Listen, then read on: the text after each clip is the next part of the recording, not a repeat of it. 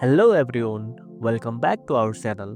In today's video, I'm going to show you how to contact the Wise app support team using your Android phone. So let's get started. First of all, open the Wise app and make sure you are logged in. Once you are in the home screen, tap on the profile icon in the top left corner. Now scroll down and tap on Help. This is where you will find support options.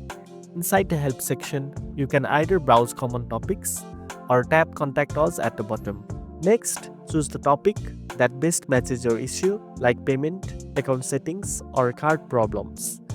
Wise will then give you options to contact them, usually through chat, email, or in some cases, a phone call depending on your location and account type.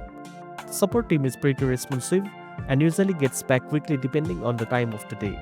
And that's it. Now you know how to contact Wise app. If you found this video helpful, don't forget to like, share, and subscribe for more tech tips. Thanks for watching, and I'll see you in the next one.